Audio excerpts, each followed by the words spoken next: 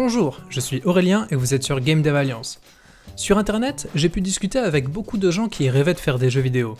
Et j'ai remarqué un problème. Il y en a beaucoup qui arrivent là-dedans parce qu'ils ont une idée de fou, qu'ils rêvent de créer depuis qu'ils sont gosses.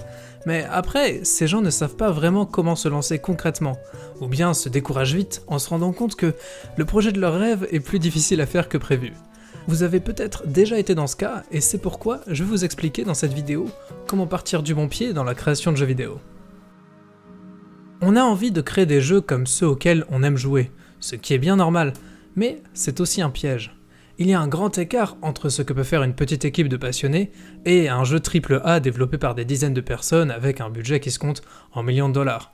Prenons l'exemple de Dota, premier du nom, qui était un mode de Warcraft 3 réalisé par des fans du jeu. Comme ils ont réutilisé les ressources et les systèmes de base de Warcraft, les créateurs ont pu se concentrer sur les mécaniques de gameplay uniquement. S'ils avaient dû tout faire par eux-mêmes, l'histoire aurait sûrement été très différente.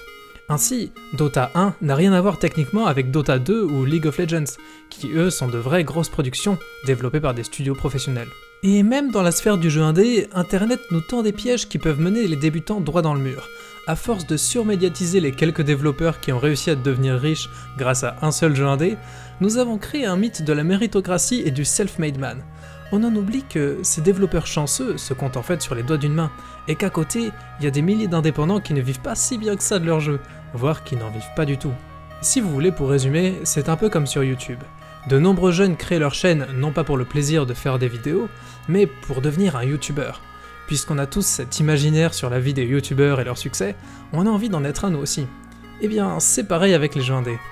Pourtant, il faut se rendre compte que jouer et faire des jeux, ce sont deux choses très différentes, et on peut aimer l'un sans l'autre. Par exemple, il y a pas mal de youtubeurs qui ne regardent pas vraiment YouTube sur leur temps libre, et certains développeurs ne jouent pas quand ils rentrent chez eux, car c'est avant tout dans la création qu'ils prennent du plaisir. Mon but ici, c'est de vous donner des conseils pour que vous preniez vous aussi du plaisir à créer des jeux. On va analyser quels sont les rêves trop ambitieux pour que vous puissiez vous lancer des objectifs qui vous plaisent vraiment. En somme, je vais vous donner les conseils que j'aurais aimé avoir quand je débutais moi aussi. Commençons par créer un premier prototype de jeu, puis on pourra progresser à partir de là. Vous vous demandez peut-être pourquoi je parle de prototype et pas de jeu. Eh bien, c'est simplement pour relâcher la pression. Votre premier projet ne va pas être le chef-d'œuvre ultime de votre carrière mondialement connue. L'objectif du premier projet est tout simple. C'est de découvrir le game dev, les outils, c'est-à-dire les logiciels, les langages, et puis de tester une idée de jeu que vous avez pour vous amuser et être fier de vous quand vous avez réussi. Pour ces objectifs, pas besoin d'un jeu terminé, un prototype suffit. Un prototype, c'est quand vous avez les mécaniques principales du jeu qui sont réalisées rapidement, juste pour voir si elles sont amusantes et si vous avez les capacités de les réaliser. Il va vous falloir choisir un moteur pour réaliser tout ça.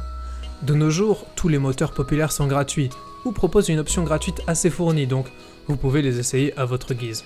Construct est une solution intéressante pour les artistes ou les débutants qui souhaitent réaliser des prototypes sans écrire une ligne de code. Vous pourrez créer des mécaniques simples de jeu en 2D directement sur votre navigateur. Ensuite, vous avez GameMaker, qui est en quelque sorte l'étape supérieure, puisque, bien que très accessible et orienté 2D, il se révèle beaucoup plus complet, notamment en alliant la programmation visuelle et un langage de programmation plus classique, le GML, qui est à la fois simple à apprendre et polyvalent. Il y a pas mal de jeux vidéo indépendants, tels que Hotline Miami ou Hyper Light Drifter, qui ont été développés sur GameMaker. Et puis vous avez Unity et Unreal Engine, qui sont les moteurs les plus connus du grand public. S'ils sont énormément utilisés par les gros studios, on le sait, ils sont aussi tout à fait adaptés pour des projets indépendants qui sont plus modestes, que ce soit en 2D ou en 3D.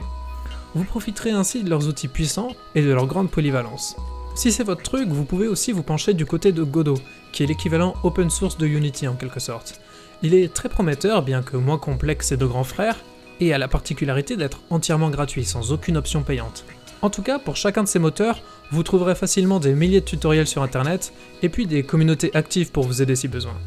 Maintenant que la question du moteur est réglée, voyons à quoi doit ressembler le premier prototype. Je vous conseille de faire un jeu solo et en 2D, mais après peu importe le genre, ça peut être un jeu de plateforme, un action RPG à la Zelda ou un shoot'em up. Ces genres-là sont abordables et il y a plein de tutos pour les réaliser si besoin.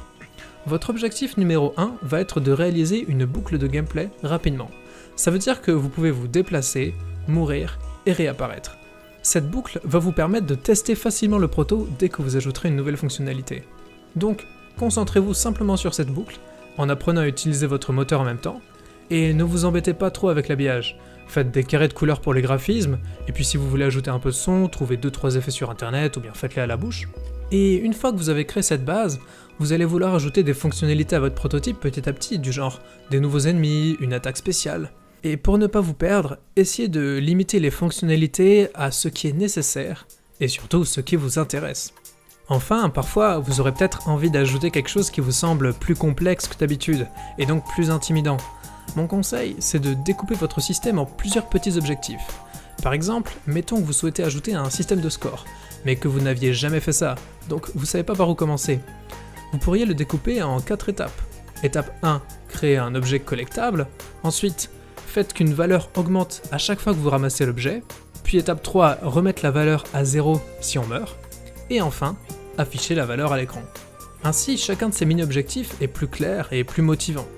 Au lieu d'être bloqué, vous saurez directement si c'est faisable et combien de temps ça va vous prendre à peu près. Bien sûr, il faut savoir s'arrêter pour passer à autre chose et tenter d'autres prototypes. Vous pouvez vous fixer une limite symbolique dès le départ, du genre une semaine ou un mois. Après cette deadline, arrêtez d'implémenter de nouvelles fonctions, puisque, pour rappel, un prototype est censé aller à l'essentiel. Peaufinez les derniers détails importants, genre si vous avez des bugs vraiment gênants, et enfin, l'étape très importante, faites tester votre proto, par des amis, votre famille, des collègues, ou sur notre Discord. Ça va vous permettre de sortir la tête du guidon et écouter l'avis de personnes extérieures. Vous allez voir comment les gens abordent votre jeu, et c'est très gratifiant. En plus, c'est très instructif parce qu'ils vont jouer d'une manière que vous aurez peut-être pas imaginée, ou bien ils vont être bloqués à des endroits que vous auriez pas prévus. C'est super important pour progresser dans vos prochaines idées, et puis pour être fier de vous. Bon, ensuite, que faire après avoir créé votre premier prototype ? Avant tout, gardez en tête que le plus important est de se faire plaisir. Ne vous mettez pas de pression surtout. Multipliez les prototypes à votre rythme. Tentez de nouveaux concepts, suivez d'autres tutos, etc. Au fur et à mesure, vous allez trouver des protos qui vous plaisent, et lâchez ceux qui sont des fardeaux pour vous. Cela permet de se libérer d'un piège dont je parlais en début de vidéo. Beaucoup de débutants et débutantes s'accrochent aux projets dont ils rêvent depuis qu'ils sont gosses, et c'est pas comme ça qu'ils progresseront. Soyez plus malin, dites-vous que si votre idée ultime date d'il y a 10 ans, elle est sûrement loin des réalités du game dev actuel, surtout si vous n'aviez aucune expérience à l'époque où vous avez eu l'idée. Quand vous commencez un nouveau prototype, essayez de libérer votre esprit de ce genre d'idées préconçues. Pensez à ce que vous voulez communiquer à travers votre jeu, le ressenti que vous voulez partager aux joueurs et joueuses. Par exemple, si votre truc c'est le multilocal, parce que vous aimez bien les interactions sociales entre les gens, réfléchissez à une idée pour renforcer cet aspect d'une manière originale. Créer un prototype va devenir de plus en plus simple, donc profitez-en pour ajouter un petit grain de folie. Et puis, avec le temps, vous aurez besoin d'ajouter des cordes à votre arc, notamment en apprenant le graphisme, la composition, ce genre de trucs. Lorsque ce moment vient, ne vous limitez pas à l'aspect technique. La théorie est aussi très importante et va beaucoup vous inspirer. Il existe des tonnes de sites, de chaînes YouTube et de livres sur des sujets tels que le game design, le level design, les interfaces, etc. Vous apprendrez plein de choses auxquelles on pense pas forcément au début, mais qui font la différence entre les amateurs et les pros. Et je vous cache pas que tout ça sera bien plus simple si vous parlez anglais. Les ressources les plus pointues sur le game dev sont souvent en anglais, et vous verrez que comprendre la langue devient vite indispensable. Soyez curieux et profitez des nombreuses applis de traduction et d'apprentissage qui sont souvent gratuites. Enfin, même si, grâce à vos nouvelles compétences, vous pourrez vous lancer dans des projets de plus en plus ambitieux, restez simple et restez réaliste. N'essayez pas de faire un jeu pour en détrôner un autre plus grand que vous, que ce soit Fortnite, World of Warcraft, etc. Lorsque vous êtes tout seul, faire un jeu en ligne demande de redoubler d'ingéniosité. Je sais que de nombreux débutants et débutantes rêvent de faire un MMORPG. Cependant, les jeux cultes du genre ont été réalisés par des dizaines de personnes à temps plein et sur plusieurs années. Mathématiquement, c'est juste impossible de faire un tel jeu seul, même en toute une vie. Après, ce que je vous dis là, c'est un peu l'avertissement habituel de grand-père. Je vais plutôt vous montrer concrètement à quoi pourrait ressembler un MMO si vous deviez le faire vous-même. Un petit tour sur Itch.io nous montre que parmi les 130 000 jeux sur le site, il n'y a que 3 ou 4 MMO qui sont réellement jouables, comme par exemple Isleworld, qui est développé par un indépendant sud-africain et qui parvient à garder des dizaines de joueurs actifs en permanence, ce qui est un joli score. Mais il faut voir que le jeu aborde des graphismes minimalistes, il n'y a quasiment aucun son, pas de système de PVP, et le gameplay est réduit à l'essentiel malgré des années de développement. Et puis, le jeu ne génère pas de revenus. Il survit grâce à un Patreon et puis quelques astuces techniques pour que les joueurs ne sentent pas trop qu'il y a des lags à cause des serveurs qui sont forcément peu puissants. Donc Isleworld est un super projet très inspirant, simplement vous voyez que ça n'a rien à voir avec un MMO classique dont pourrait rêver un débutant. Vaut mieux s'en rendre compte au début, en vous comparant aux autres indés au même niveau que vous, plutôt que de travailler comme un forcené pendant 5 ans avant de réaliser que vous reproduirez jamais le jeu de vos rêves.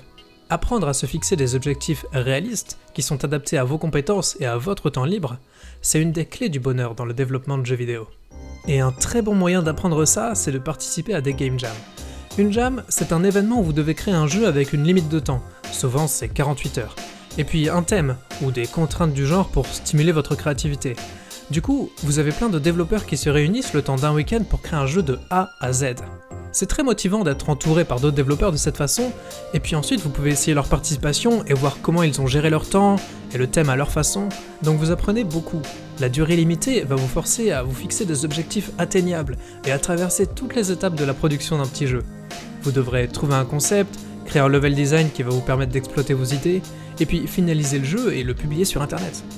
Grâce au thème qui est différent dans chaque jam, vous allez sortir de votre zone de confort et trouver des idées qui changent de d'habitude. Et puis, le fait de sortir un petit jeu et d'avoir des retours, ça va vous motiver de fou. Pour trouver des jams, vous pouvez aller sur Itch.io, ou vous renseigner sur les grands noms comme la Global Game Jam et la Ludum Dare. J'aimerais d'ailleurs profiter de l'occasion pour vous annoncer qu'on organise une jam sur Game Dev Alliance qui aura lieu fin avril. Vous aurez tout un week-end et pourrez participer sur le moteur de votre choix, tout est permis. Dans la description, je vous mets tout ce qu'il faut pour rejoindre la jam, et vous pouvez rejoindre le Discord pour rester au courant des news. Si vous ne nous connaissiez pas, ça fait plusieurs fois qu'on fait des jams déjà, et c'est toujours une super expérience de créer des jeux tous ensemble le temps d'un week-end. D'ailleurs, les jams peuvent aussi être l'occasion de travailler en équipe.